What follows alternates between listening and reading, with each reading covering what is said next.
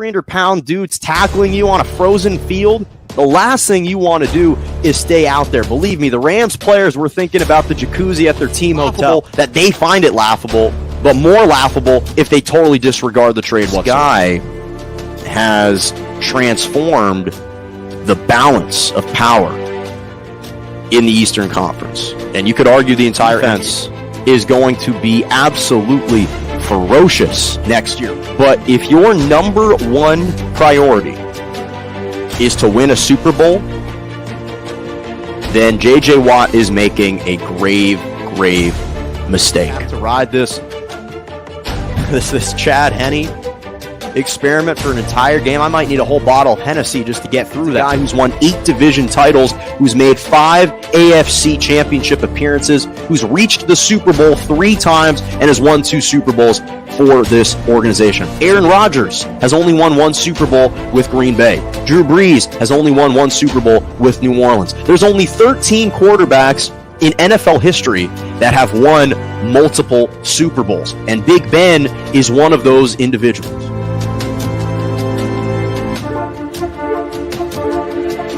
Good morning and welcome to Morning Joe right here on J&J Media Network, Facebook Live, Twitter, and on YouTube. I'm Jonah Malkin with you every single Monday and Wednesday morning, 11 a.m. to 12 p.m. Eastern Standard Time, 10 to 11 Central, and 8 to 9 a.m. Pacific. Glad to have you with me on a Wednesday morning, and there is no better place to start. History was made last night in the state of Wisconsin. That is where we start off the show today. The Milwaukee Bucks, for the first time in 51 years, win the NBA title for the first time since Kareem Abdul-Jabbar and Oscar Robertson did it in 1971. It was absolute pandemonium, absolute delirium in the state of Wisconsin, in the city of Milwaukee last night. They've been partying all night. They've been partying this morning.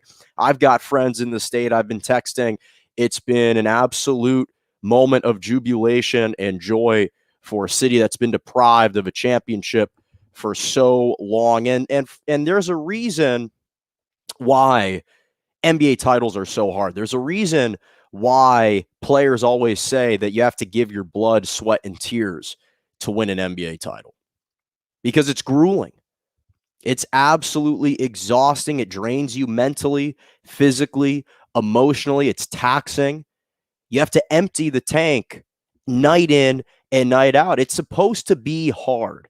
It's supposed to be a struggle. It's supposed to be an arduous road to winning an NBA title. It's not supposed to be easy. It's not meant for everyone. Greatness is ultimately a struggle.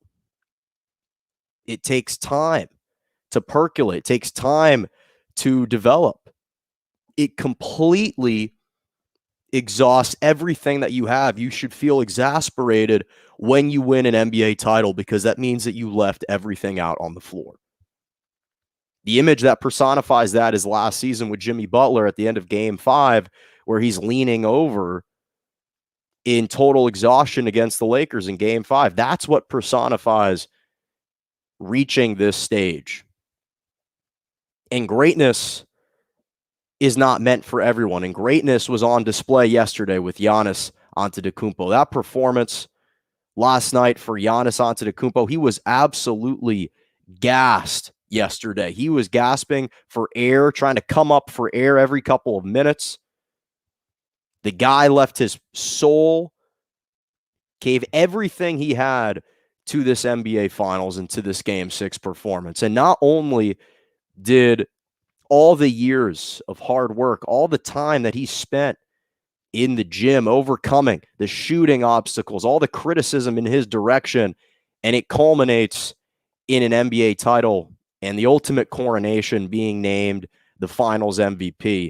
It was an absolutely sensational performance, and not only was it the greatest performance of his career, because this was the greatest performance of Giannis Antetokounmpo's career, it was also one of the greatest performances in NBA Finals history. 50 points, 14 rebounds. What he did on the defensive side of the ball, 5 blocks, 17 of 19 shooting from the free throw line in 42 minutes. It was absolutely spectacular. It's one of the top 5 greatest NBA Finals performances of all time. It absolutely was. And again, he poured his soul into this game. The way that you saw him collapse on the courtside chair at the end in celebration, the emotions overflowing, the towel on his head, weeping, the tears of joy, the tears of pure ecstasy and euphoria in knowing that you achieved, that you accomplished everything you set out for yourself, was one of the most mesmerizing and heartwarming moments for me that I've ever witnessed. It was the greatest NBA Finals performance that I have ever witnessed with my own 2 eyes. And I think that we as the media and we as fans, we've become so jaded with greatness. We just expect that if you're good or if you're a promising NBA player, you'll achieve greatness and you'll put greatness on display night in and night out. When in reality, that's a false perception. That's a misconception. Greatness isn't meant for everyone. It's earned through hard work, through perseverance, through hours and hours spent in the lab, in the gym, getting thousands of shots up, putting in the time and the work tirelessly when no one else or when very few people are willing to match your work ethic. We expect greatness from everyone, but greatness shouldn't be achieved by everyone. Not everyone should be able to reach the mountaintop. Not everyone should be able to reach these peak performances. Greatness isn't meant for everyone. Greatness shouldn't be accomplished and achieved by everyone. If it was, then those individuals wouldn't be that great. There's a reason why there's a select few that are able to attain that type of success. And I think that not only is it demanding, not only is it challenging physically and mentally, but it illuminates and really it encapsulates years and years of hard work that you spent. This Milwaukee Bucks team, obviously they were led by Giannis Antetokounmpo, but the path that they have taken, the arduous path that they have taken to reach this moment, people don't understand the magnitude of this moment, not only for the city of Milwaukee, not only for this Bucks organization winning the first title in 51 years in over half a century, but for this core group of players that have been together, that have battled, that have literally endured everything, the peaks and the valleys of success.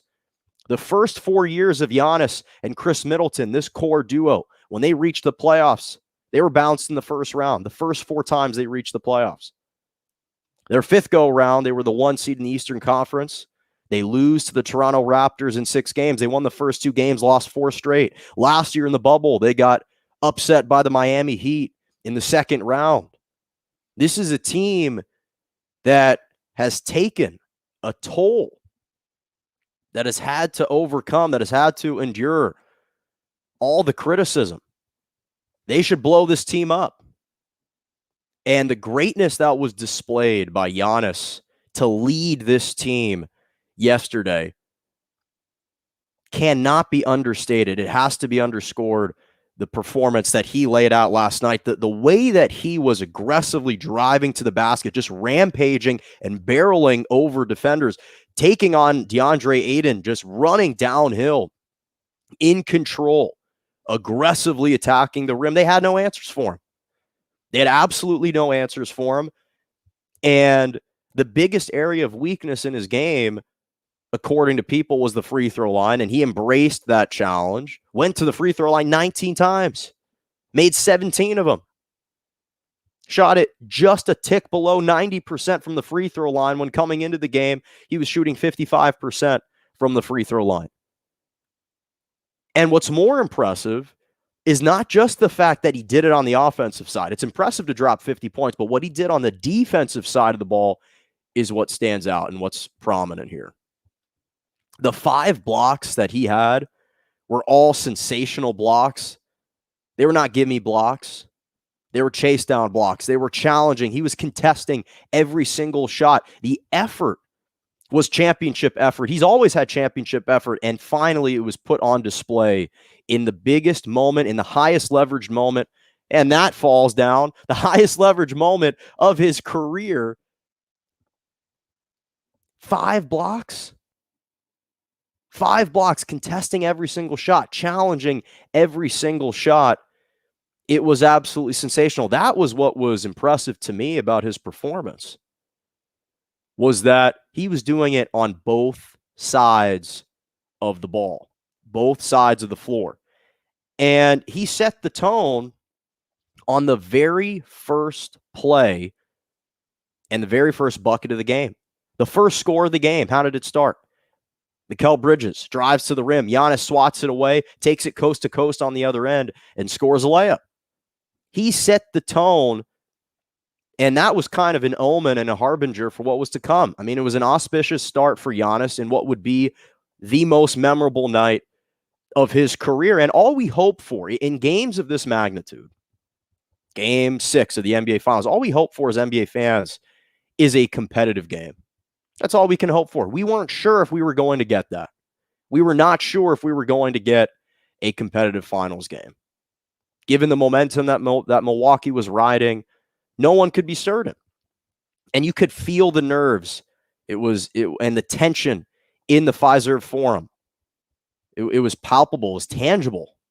The nervousness. I mean, both teams couldn't shoot a lick in the first couple minutes. The score was 6-5 at the 6:50 mark in the first quarter. Neither team was shooting it well. And to be honest, in the entire first quarter, the Bucks were riding their momentum from the past 3 games. The crowd was raucous. Again, 17,000 cram-packed fans at the Fiserv Forum, 65,000 around the arena at the Deer District. Absolute bedlam in Milwaukee. And inside the arena in that first quarter, the Phoenix Suns looked flustered. They were not poised. They got into their sets late. Every shot was on the perimeter, on the outside. They couldn't drive to the rim. And they trailed by 13 after the first quarter. And then in the second quarter, it started to feel eerily familiar to Game 5 in Milwaukee, where the Suns had the 16-point lead. And now the Bucks came storming back. This time it was the Bucks that led by 13 going into the second quarter. And it was the Suns bench that was their saving grace. Cameron Payne stepped up 10 points, huge 10 points in the second quarter for the Suns. Cam Johnson made a crucial 3, and then CP3 starts to get the ball rolling, and all of a sudden the Suns retake the lead, or really just take the lead for the first time, and they were starting to show their backbone, their mettle, their mental fortitude, their toughness. They had been the best road team in the NBA all season. They were putting that on display. And even with Giannis, with his stellar defensive plays, registering more blocks on DeAndre Ayton was absolutely petrified and horrified of Giannis last night. He wanted no part of Giannis. He rushed all of his shots. He missed point-blank shots. And at the end of the day, what we saw in the second half was a turning of a new leaf. Giannis mentally taking on this cumbersome load, taking on the challenge himself and saying, I am not going to let our team lose. And in the NBA Finals, in the biggest spot of his career, trailing by 5 going into the second half in the third quarter, Giannis, first of all, in the first half, just to put things into perspective for how great he was. In the first half, he had 17 points on 6 for 10 shooting. In the third quarter alone, he had 20 points on 6 for 11 shooting. Just to put things into perspective. Through the first 3 quarters of the game, Giannis had 37 points. The Bucks had 40 points. Just to put things into perspective for the entire game. That's absolutely astonishing. This one guy carried the entire team. And again, it was also defensively. And that rubbed off on Drew Holiday, who played stellar defense. He was absolutely sensational defensively. Offensively, of course, he struggled. 4 of 19 shooting. 12 points, 11 assists, 9 rebounds, a near triple-double, 4 steals. But again, That's kind of the two-way nature of Drew Holiday. Certain nights he's got it for you offensively. Certain nights he doesn't. He does all the little things. And we saw that rub off. Chris Middleton delivered clutch shots. Didn't have his greatest game, but when they needed him to make shots down the stretch, he did. Brook Lopez had a little flurry in the third quarter. Bobby Portis was huge off the bench for them with 16 points. And it was a complete effort by this Milwaukee Bucks team, spearheaded by one guy. Everyone contributed. And again, the scene in Milwaukee was absolutely remarkable. And it leaves an indelible mark in your mind. 17,000 crammed in the arena, 65,000 around the Fiserv Forum. Absolutely historic, legendary. And this is why you love basketball, is because you've got these franchises that haven't experienced success in a long time and years, and you just see the joy and the emotion overflowing. And for it to culminate for a guy like Giannis, who's such a genuine, likable guy, such a good-spirited, and such an incredible story, has an endearing story, the human element of you just has to be happy for him. And it was just a tremendous coronation for this Milwaukee Bucks team that, again, has overcome so much adversity to reach this point. Just a tremendous, tremendous story. And then a lot of class showed by head coach Monty Williams. I want to give him a shout out as well, because he went into the Bucks locker room after the game during their celebration and went to congratulate them on the season that they had. And that is an extremely, extremely classy thing to do. All right, going to take a quick 30-second break. When we come back, Giannis and Chris Paul, they both left legacies after this game last night. Where are their legacies now? Where do their legacies stand now? That is coming up in 30 seconds.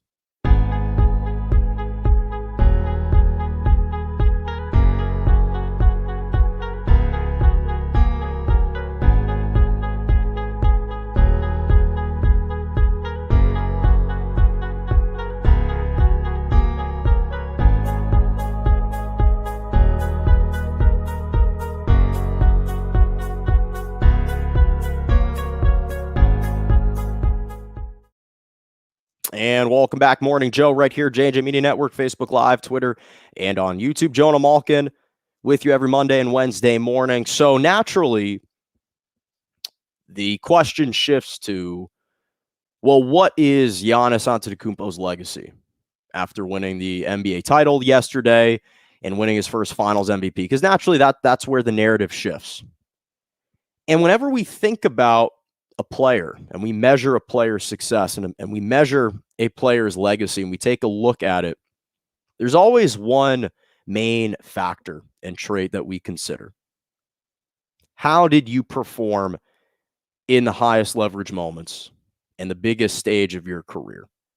And within that, there are two things. The first is the tangible thing, the thing that we can measure, the quantitative factor. Did you win the game?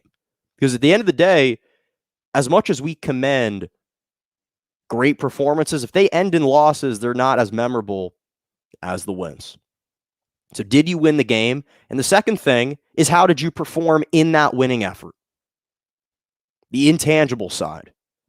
And in the biggest moment of his career for Giannis Antetokounmpo, and yesterday and last night was undoubtedly the biggest stage and the biggest moment of his career, when all the chips are on the line, when you go all in, how do you perform? And Giannis last night, in the biggest game of his season, of his career, of his postseason, of his life, literally his life. It's not hyperbolic to say that. I'm not embellishing when I say that.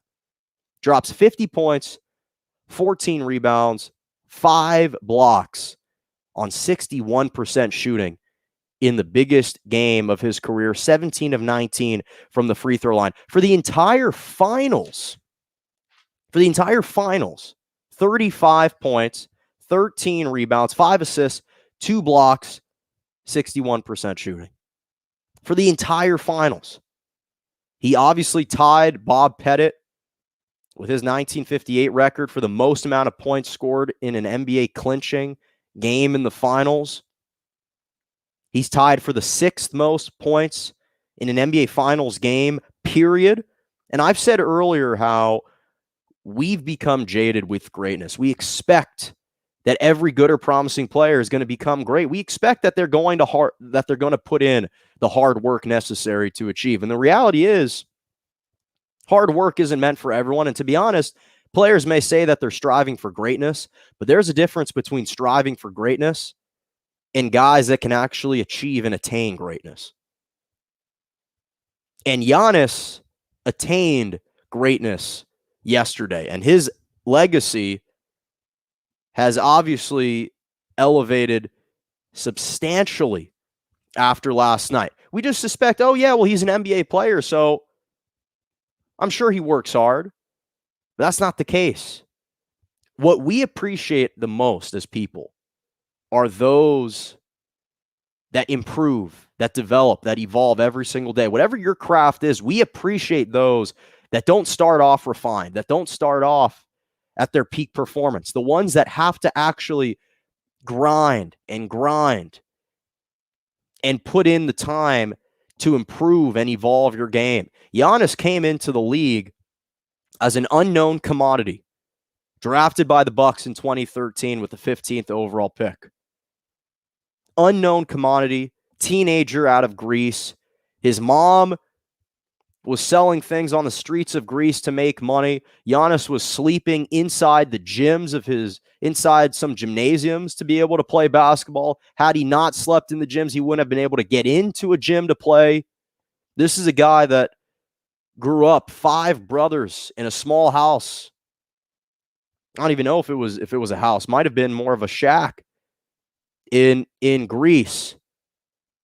And you fast forward to now, and he's a 5-time All-Star, 2-time MVP, 5-time All-NBA player, 3-time All-NBA first team, 3-time All-NBA defensive first team, defensive player of the year, a most improved player of the year, and now an NBA champion and an NBA Finals MVP.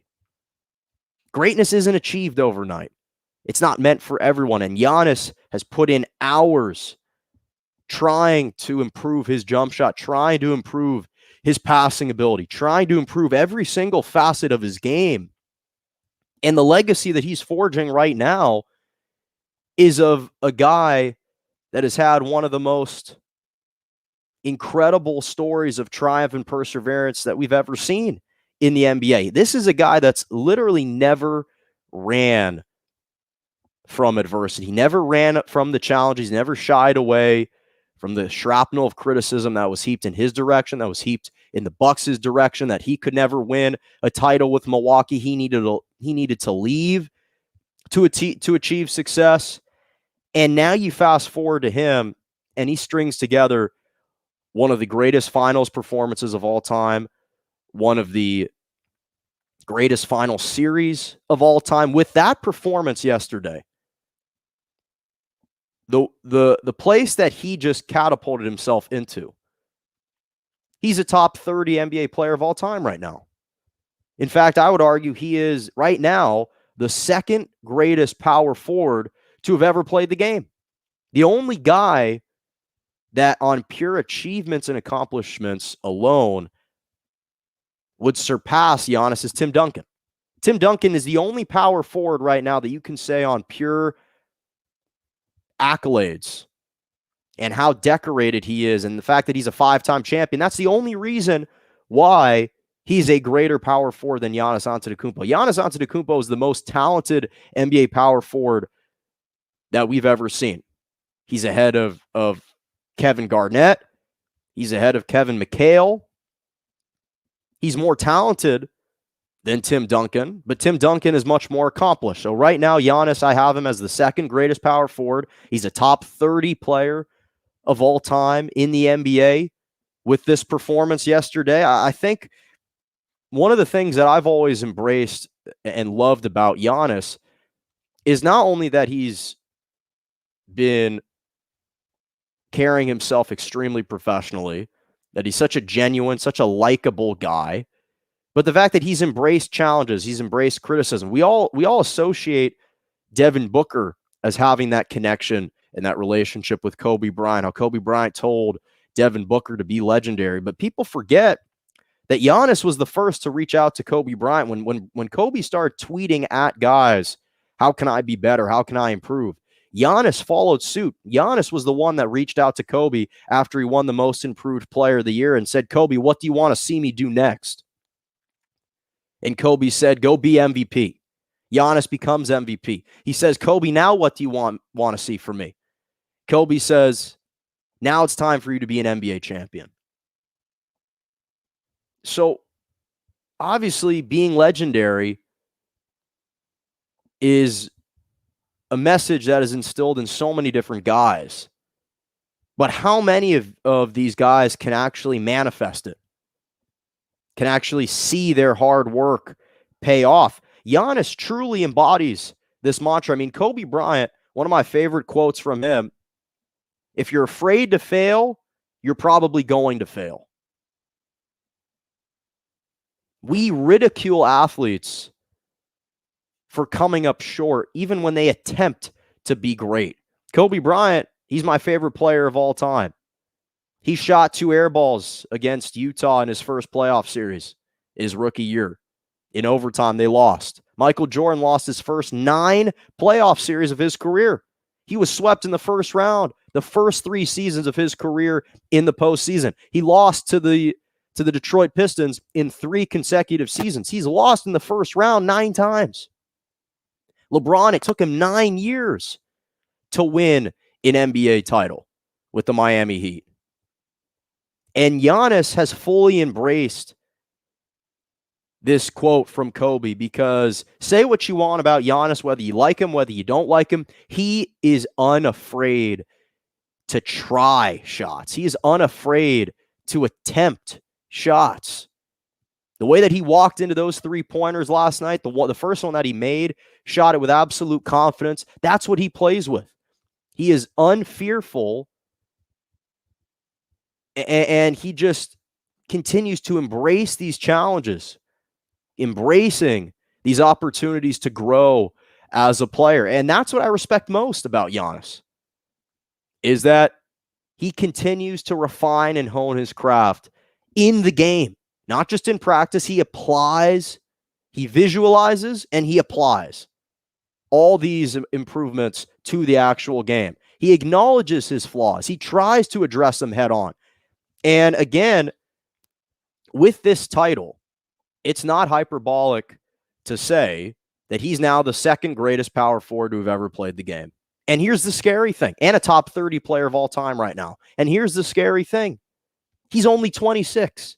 He is only 26 years old. And as I said, 2-time league MVP, 5-time All-Star, 5-time All-NBA player, Defensive Player of the Year, NBA Finals champion, NBA Finals MVP.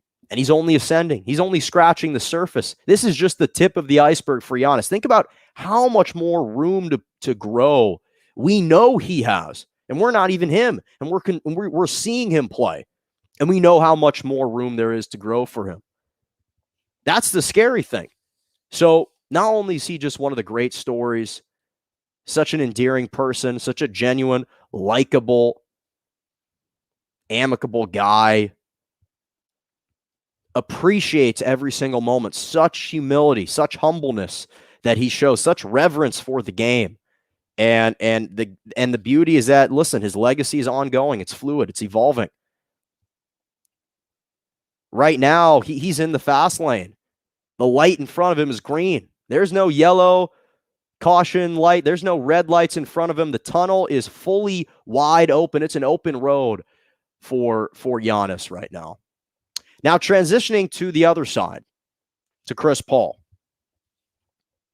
Because naturally, when we look at one star for the winning side, we have to look at the superstar for the other side. Let me first just say that I feel absolutely awful, sorry, and saddened for Chris Paul. Not that Giannis and the Bucks didn't deserve to win the NBA title.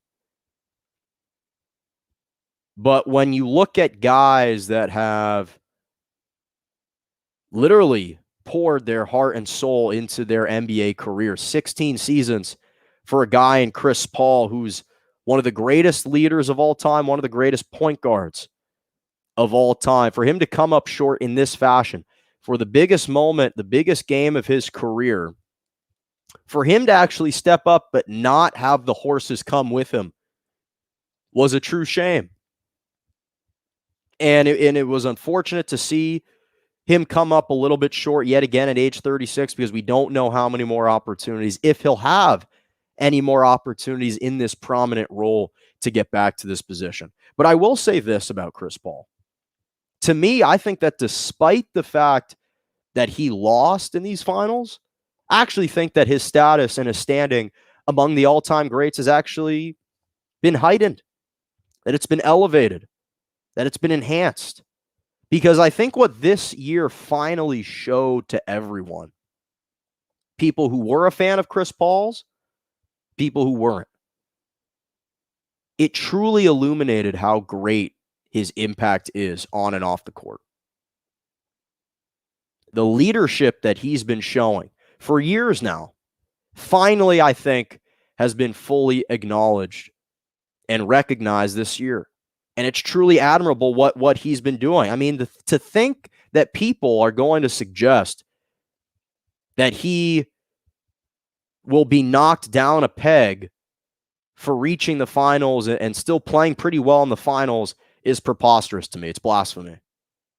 And they're just simply wrong. To suggest that he should be knocked off the pedestal of the all-time greats because he led the Phoenix Suns to the NBA Finals for the first time since 1993, and in Game 6, he drops 26 points but doesn't get any help from his teammates, that he drops 22 points, 8 assists, and 3 rebounds on 54% shooting, 49% shooting from the three-point line for the series. To think that he came up short and that he crumbled under pressure, that's a lie. It's just simply a lie. And so, to me, when you really evaluate yesterday, and Chris Paul showed he was the most valuable player for the Phoenix Suns yesterday. Quite frankly, he was the best player for the Suns yesterday. He scored 26. The second and third quarter, CP3 kept the Suns afloat. Devin Booker struggled. I love Devin Booker, but 19 points, 8 for 22, 0 for 7 from the three-point line. I can't blame Chris Paul for that performance. The fact that Mikal Bridges and Booker missed some point-blank layups and dunks, I can't blame Chris Paul for that. And had the Suns been able to come back and win this game, it would have been solely because of Chris Paul and his heroics. Not that he absolutely played his best game of the postseason, but I think that you can honestly say, listen, Game 1 they won because of Chris Paul. He was a major and vital contributor in Game 2 with 23 points. And then in Game 6, had they won, that would have been a second surefire game attributed to Chris Paul. And he would have to have been recognized for leading this Phoenix Suns team. And so to me, he actually played the second best game of the finals last night. Now, say what you want about what that means, but I think that when you think about Chris Paul and when we think about his career, I think what happened was we forgot just how valuable he is. I think that his value is something that has been augmented so much, that has been amplified this postseason. Because think about the impact that he's had everywhere he's gone. And that's how you measure an individual's true legacy, an individual's true impact. Started his career with New Orleans, a franchise that had no relevancy, joined the Clippers, who were dormant, lacked any vitality whatsoever, resuscitated that franchise with consistent playoff appearances, took the Houston Rockets back to the Western Conference Finals for the first time since Hakeem Olajuwon won back-to-back finals with the Rockets in 94 and 95. In his first season, with the Rockets with James Harden. He leads them to a game away from the NBA Finals, then pulls his hamstring. Then he goes to OKC, a team that was deliberately tanking, and he leads them to the playoffs as a 5th seed and pushes the Rockets, the 4 seed, to the brink, to a Game 7. And then he takes his talents to Phoenix, a team that had missed the playoffs for over a decade, that hadn't been to the finals since 1993. And he leads them nearly to the mountaintop. Carries them almost to the finish line. And he comes up a little short, and now we're all of a sudden knocking him and slighting him and viewing him in a more negative light. That makes no sense. He's one of the greatest point guards and one of the greatest leaders that we have ever seen orchestrate offenses in the NBA history. And I think, to me, where Chris Paul's legacy stands right now is he's actually catapulted himself into the top 5 greatest point guards of all time, despite the losing effort. I got Magic Johnson at number 1, Steph Curry at number 2, Oscar Robertson at number 3, Isaiah Thomas at number 4. And then I think right now at number 5, you kind of have to put Chris Paul and John Stockton kind of together right at number 5. Perhaps Chris Paul a little bit better because he was a better defensive player than John Stockton was. So right now, I think Chris Paul's legacy actually hasn't been hurt by this postseason run, by this finals loss, because he didn't crumble under the pressure. He didn't crumble under the biggest spotlight, this stage, the magnitude of this moment. Could he have played better at times? Sure, but that's what happens when you rely on a 36-year-old guy to carry your team single-handedly in a crucial Game 6 on the road. We're enamored with LeBron because he's defying expectations, that he's defying odds, he's defying age and attrition. Chris Paul's 36. Not everyone is built like that. And even with all that being said, he still had a phenomenal season, a phenomenal postseason.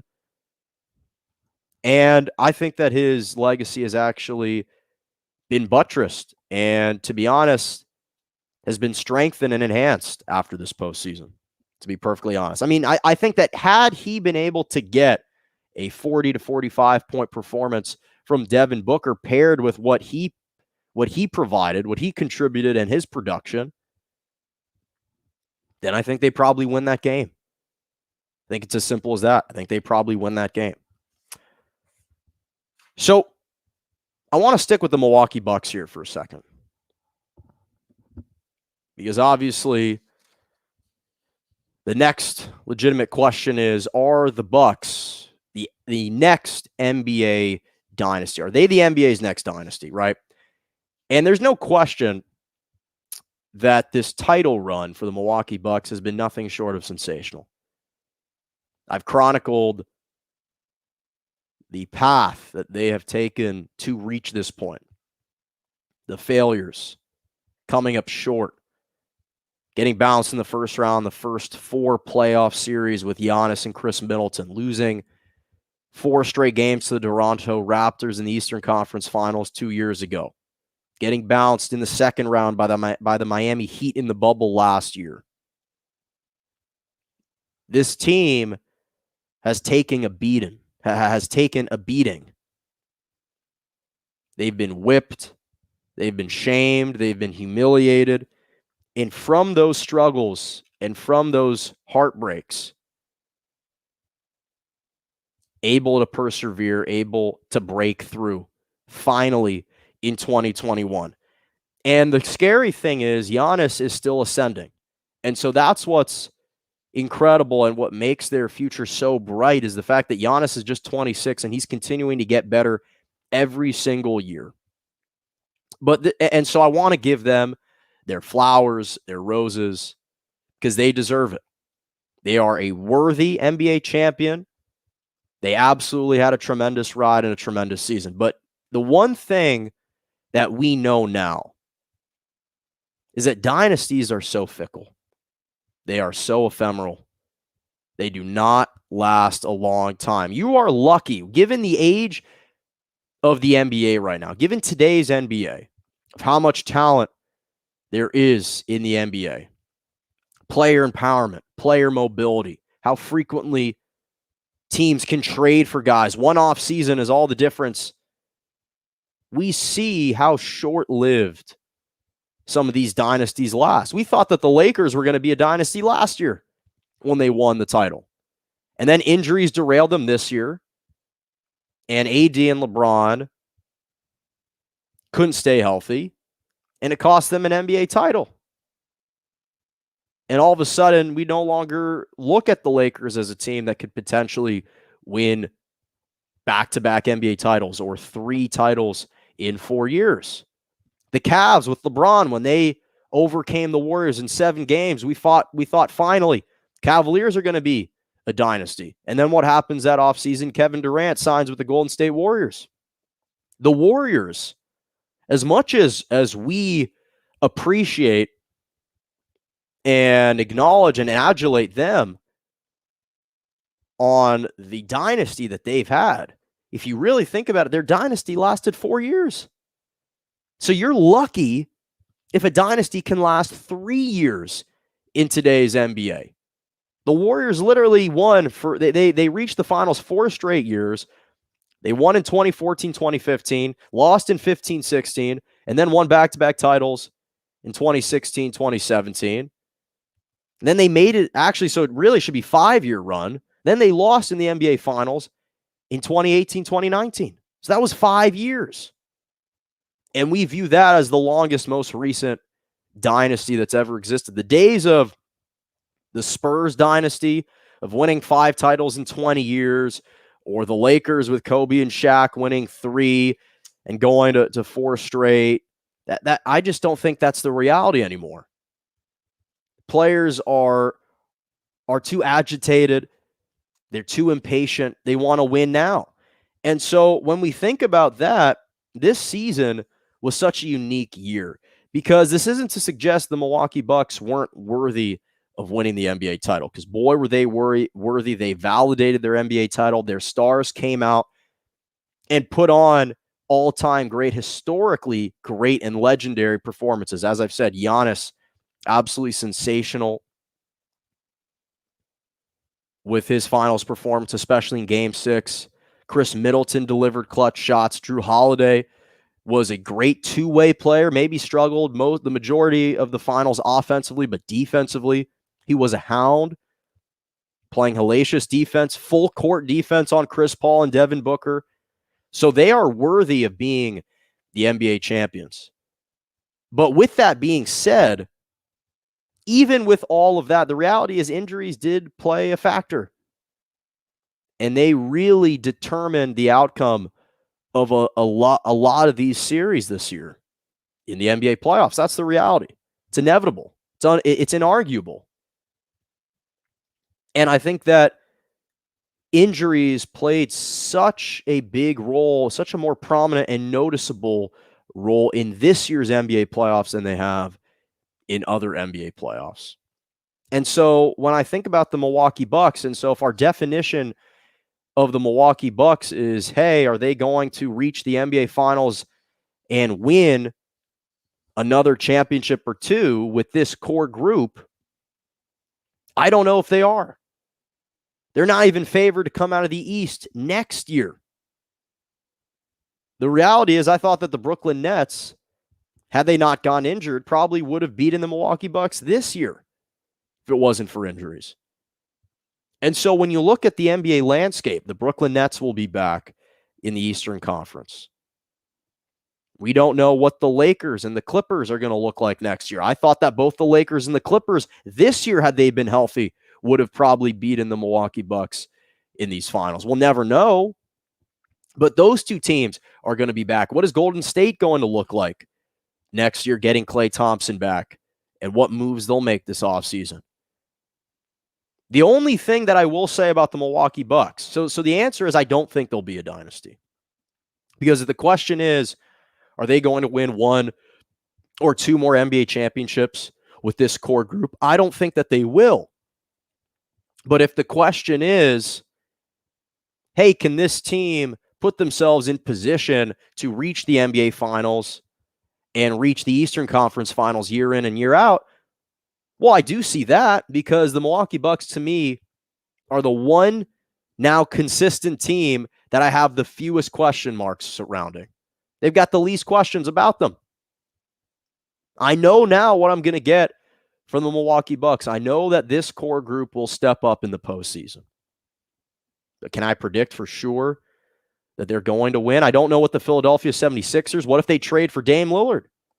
Well, now they've ascended in the rankings. So I think that the Bucks will be in contention to be in the Eastern Conference Finals every year. But if the question is whether they are legitimately going to win an NBA championship and continue to win multiple championships, I can't definitively say that. They have a great shot, but I can't definitively say that. And if I can't definitively say that, then I can't definitively say that they're going to be the next NBA dynasty, because we just don't know how long that's going to be. We just don't know how long that's going to be. Okay. Finally, then my Malkin's moments.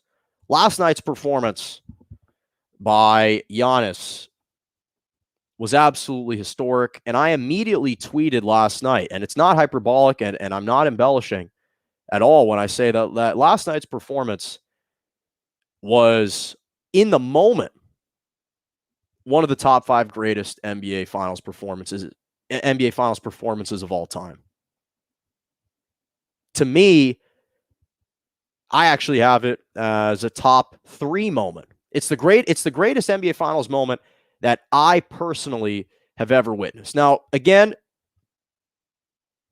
we can argue maybe order, but at the very least, it's a top 5 moment and a top 5 performance in NBA Finals history. There are obviously a bunch of other honorary mentions.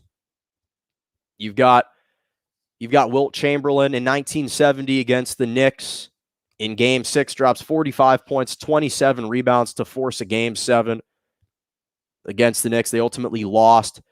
But that's the thing, is when you think about performances that resulted in wins, those are the ones that stick out more than losses. There are plenty of performances that have been absolutely sensational, but may have resulted in losses, or a series has been lost. Allen Iverson in 2001 with the 76ers against the Lakers drops 48 points in Game 1, has the step over on Ty Lue. Legendary performance. They ended up winning in overtime that game. LeBron had an unbelievable Game 1 against the Warriors in 2018. 51 points, 8 rebounds, 8 assists. That's the JR forgot how much time is left on the clock game. They ultimately lost that game in overtime. But for an individual performance, it was absolutely legendary. Jerry West, Game 1 of the 1969 Finals against the Boston Celtics, drops 53 points in that win. So we've seen some incredible performances, but didn't always result in wins, or didn't result in a series win. So to me, when I saw Giannis's performance yesterday, there were only a couple of select performances that, to me, have topped that. I think that the number 1 play, either number 1 or number 2, Magic Johnson in 1980, when the Lakers were playing the Philadelphia 76ers. It's Game 6 on the road in Philly, and the Lakers are without Kareem Abdul-Jabbar, so Magic Johnson has to fill in at the center position, and he drops 42 points, 15 rebounds, 7 assists in his rookie season. His first year in the NBA, he comes in and puts on that type of performance. So the stakes of that performance is what's special. The fact that he was able to produce that, especially on the road, is what's so memorable. You also have Michael Jordan. Obviously, you can point to a number of performances, but he drops 45 points against the Utah Jazz in 1998, Game 6. The shot over Byron Russell with 5 seconds left to win his 6th NBA title. Excuse me. That's how excited I got. Hits the game winner over Byron Russell with 5 seconds left to go 6-0 in the NBA Finals on the road in Utah and Salt Lake City against Karl Malone, John Stockton, in that raucous, adverse, hostile environment. And I think right behind those two is Giannis's performance last night.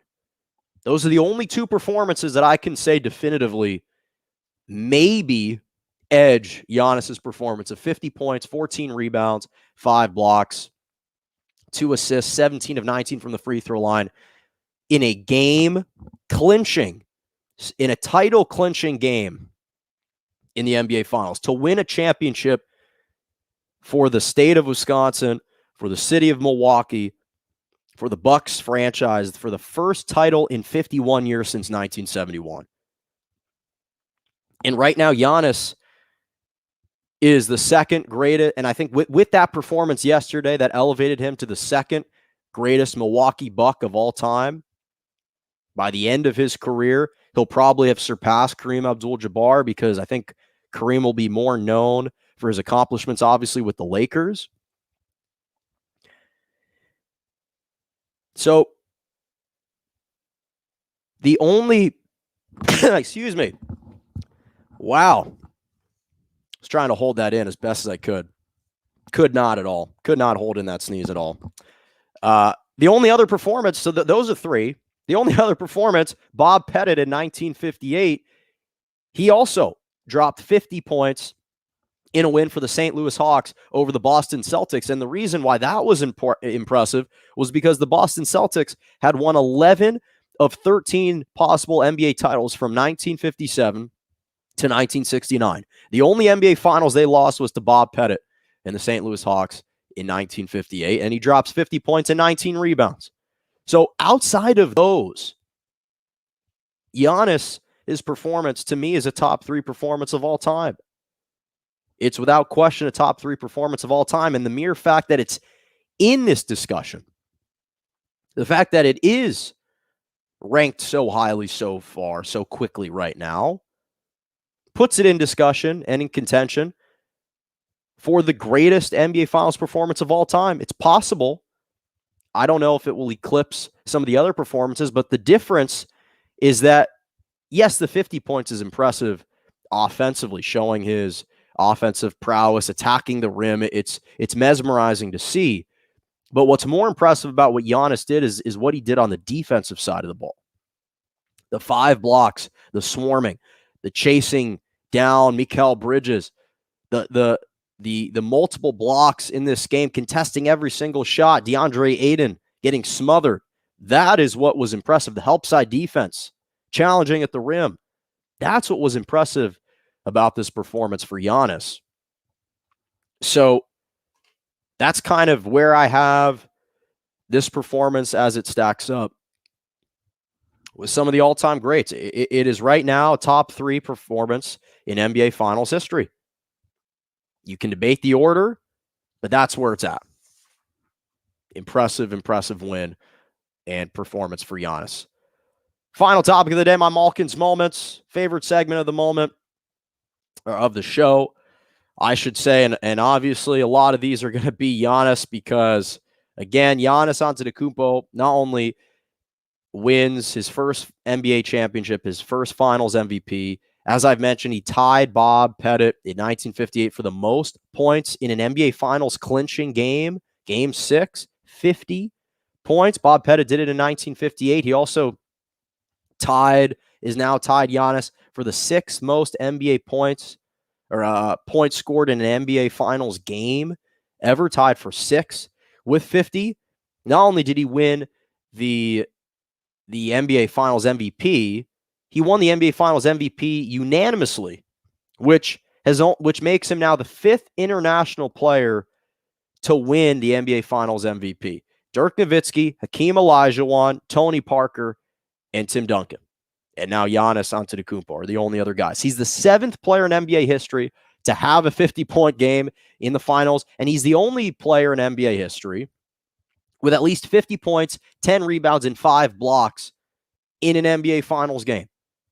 He's the fourth player in NBA history to average 30 points, 10 rebounds, 5 assists in a single postseason. And he's just the second guy to go for 30 points, 12 rebounds, and 5 assists, joining Oscar Robertson.